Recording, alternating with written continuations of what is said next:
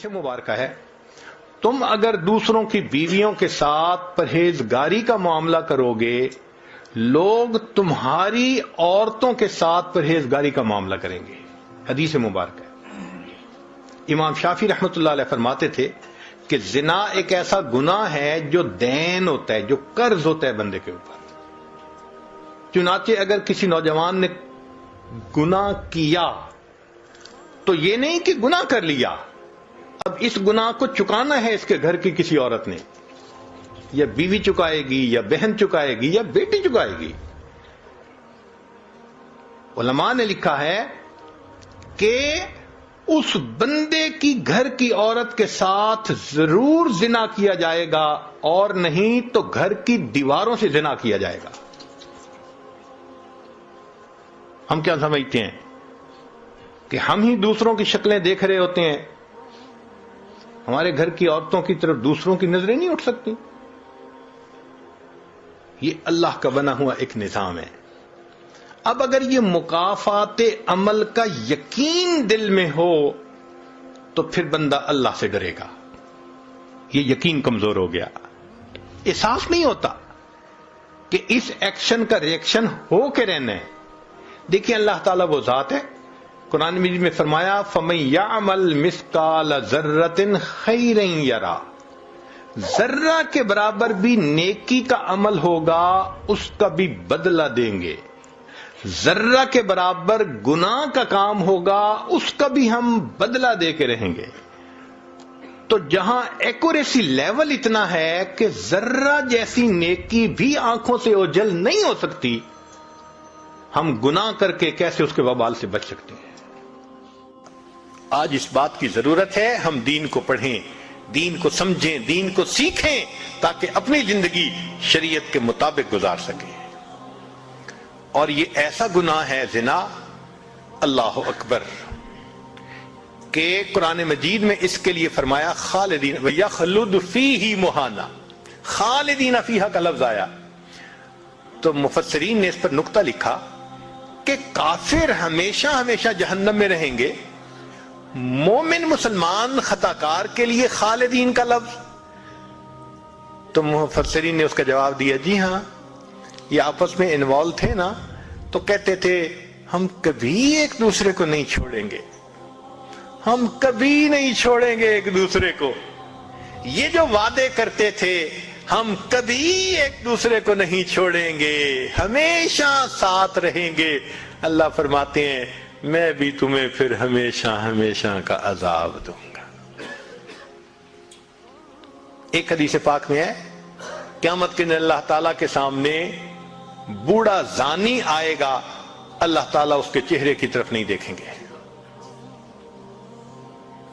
ایک روایت میں ہے قیامت کے دن بے پردہ جو ننگے سر پھرنے والی عورت ہوگی وہ اللہ کے سامنے کھڑی کی جائے گی، اللہ تعالیٰ اس کی طرف نہیں دیکھیں گے۔ یہ وہ گناہ ہے کہ اللہ تعالیٰ کی رحمت کی نظر ہی قیامت کے دن نہیں پڑے گی۔ آج اس سے بچنے کی ضرورت ہے۔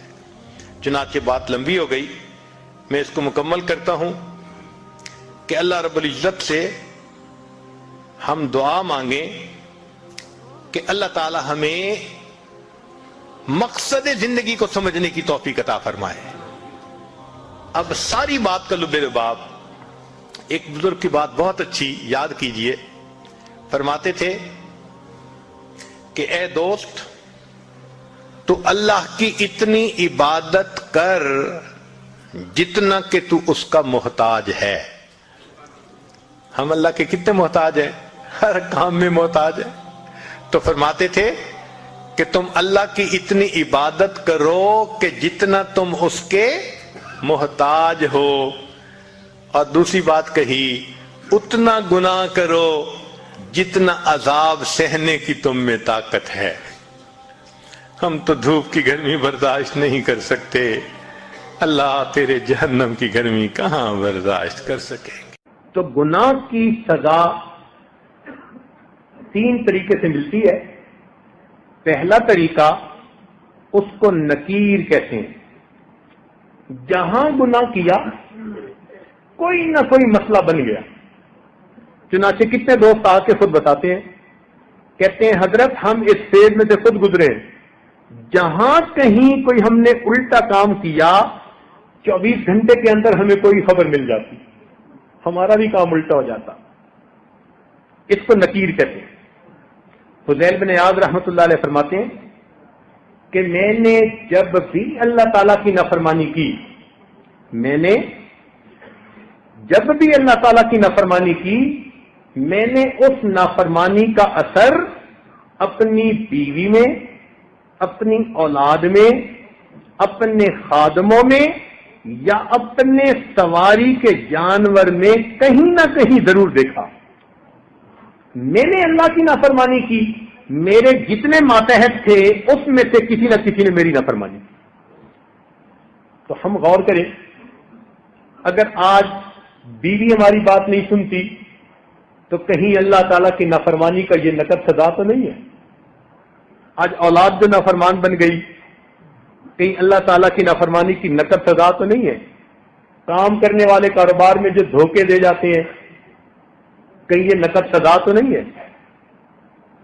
تو اس کو نکیر کہتے ہیں کہ گناہ کیا اور اس گناہ کی فوراً سزا ملی.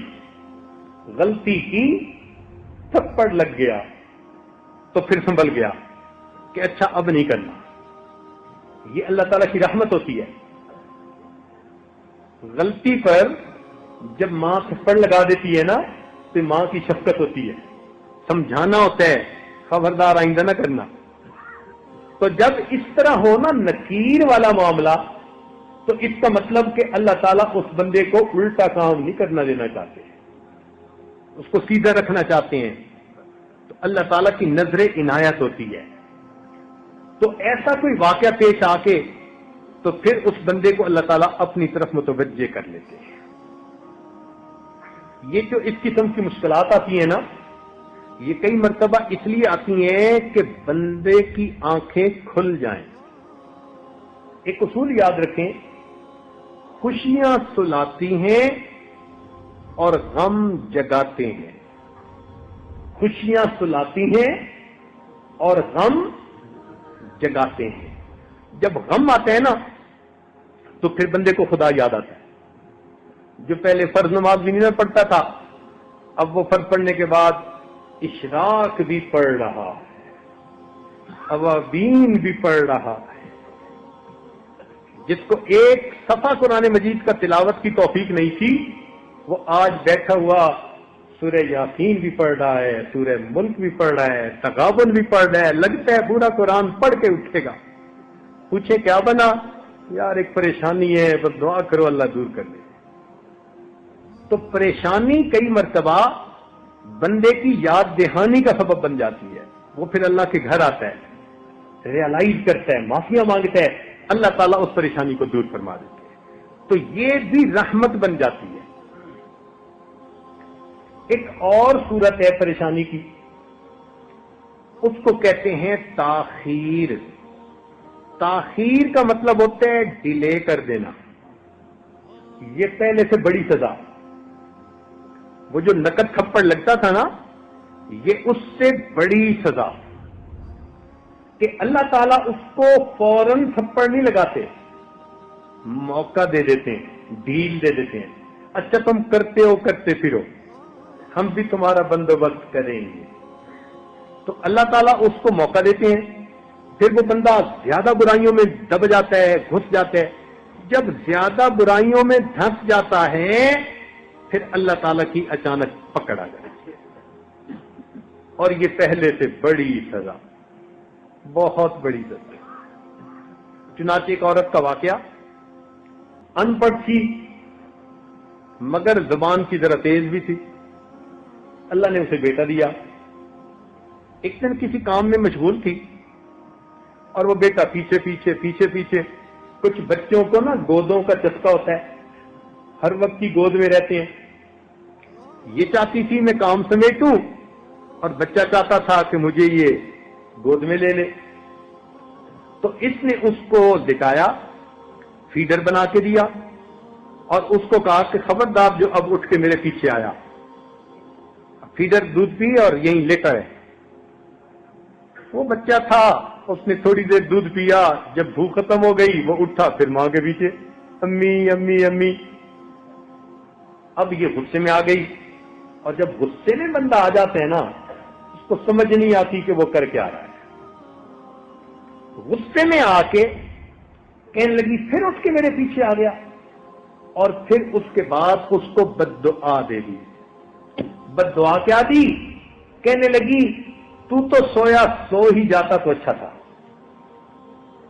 تو تو سویا سو ہی جاتا تو اچھا تھا. اللہ تعالیٰ نے بد دعا قبول کر لی، مگر بچے کو اس وقت موت نہیں آئی. وہ بچہ بڑا ہوا، بڑا خوبصورت، بڑی میگنیٹک پرسنالٹی اس کی، بڑا آئی کیو لیول اچھا اس کا، سکول میں فرسٹ آتا رہا، کالج میں فرسٹ آتا رہا، پھر بزنس مین بن گیا. اس کا بزنس ایسے چمکا، اور وہ اتنے اچھے اخلاق والا بچہ کہ محلے کے لوگ جب اسے دیکھتے تو تمنا کرتے کہ اللہ ہماری اولاد کو بھی ایسا بنا دے. گھر میں مائیں اپنے بچوں کو مثال دیتی کہ بچوں تم بھی اس جیسا بننا. بڑا بوم کرنے لگا اس کا بزنس. خیر جب خوب بہاریں آ گئیں، اب ماں نے اس کی شادی کے لیے تیاری کی. ایک حور پری لڑکی ڈھونڈی اس نے کہیں سے، شادی کی ڈیٹ طے ہو گئی. جب شادی میں 3 دن تھے تو یہ نوجوان گھر کا کچھ کام کروا رہا تھا. اچانک جو کسی جگہ سے اس کا پاؤں پھسلا، یہ گردن کے بل گرا اور وہیں اس کی موت آ گئی. اب ماں اتنا روئی کہ میرے اتنے جوان بیٹے کو موت آئی کہ ذہنی توازن کھو بیٹھی. پاگل بن کے چلتی تھی گلیوں میں. چھوٹے ہوتے ہوئے ہم اسے دیکھا کرتے تھے تو ہمیں ہمارے بڑوں نے یہ بات بتائی کہ بعد میں محلے میں کوئی بڑا نیک بندہ تھا، اس کو ایک خواب کے ذریعے سے بتایا گیا کہ یہ جو اس عورت کے ساتھ معاملہ ہوا، یہ اسی کی بد دعا کو ہم نے قبول کیا تھا. اس نے بچپن میں بد دعا کی تھی، ہم نے بد دعا تو قبول کر لی مگر پھل کو پکنے دیا. جب پھل پک کے تیار ہو گیا، اب ہم نے پھل کو کاٹا، تجھے پتا چلے تو نے کس نعمت کی ناقدری کی.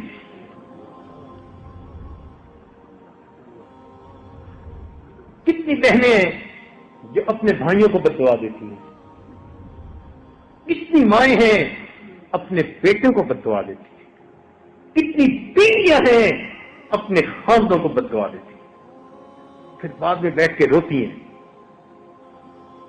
تو کیا پتا ہماری ہی بد دعا جو کبھی غصے میں کی تھی آج جا کے اس کا اثر ظاہر ہوا. تو اس کو پہلے سے بڑی سزا ہوتی ہے. اس کو کہتے ہیں تاخیر. اللہ تعالیٰ تاخیر کر دیتا ہے، ڈیلے کر دیتے. قرآن مجید میں اللہ تعالیٰ فرماتے ہیں فَلَمَّا نَسُوا مَا ذُكِّرُوا بِهِ فَتَحْنَا عَلَيْهِمْ أَبْوَابَ كُلِّ شَيْءٍ، کہ جب وہ لوگ بھول گئے جو ان کو نصیحت کی گئی تو ہم نے ان پر ہر چیز کے دروازوں کو کھول دیا. خوب عیش کریں جو چاہتے ہیں. حتی اذا فرحوا بما اوتوا، حتیٰ کہ جب وہ بڑے خوش ہو گئے جو ان کو ملا تھا اور خوب موج میلہ کرنے لگے، اللہ تعالیٰ فرماتے ہیں اخذناہم بغتۃ، ہم نے اچانک ان کو اپنی پکڑ میں لے لیا. یہ بہت خطرناک سزا ہوتی ہے. اس لیے میرے دوستو، جب انسان گناہوں بھری زندگی گزار رہا ہو اور اللہ تعالیٰ کی نعمتوں کی بارش بھی اپنے اوپر دیکھ رہا ہو تو یہ بڑا ڈرنے کا مقام ہوتا ہے. یہ بڑا ڈرنے کا مقام ہوتا ہے. او اللہ، میں گناہوں پہ گناہ کر رہا ہوں، آپ نعمتیں بھیج رہے ہیں، کہیں مجھ کو پھنسایا تو نہیں جا رہا، ٹریپ میں تو نہیں لا رہے. اس کو تاخیر کہتے ہیں.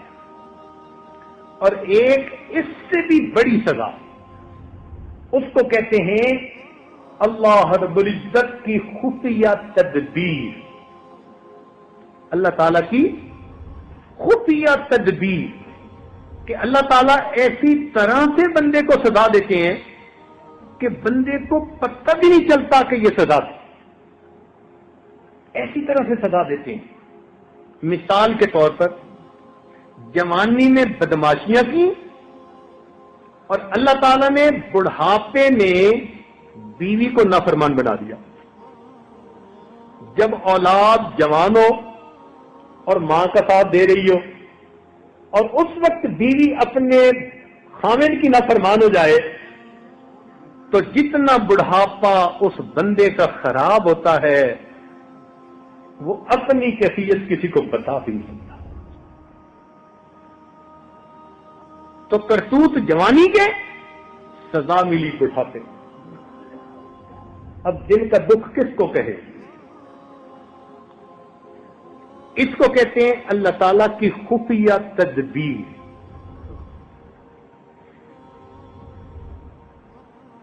کوئی بیماری ایسی دے دی، نعمتوں سے محروم کر دیا۔ چنانچہ ایک عورت نے خط لکھا کہ حضرت 7 سال ہو گئے،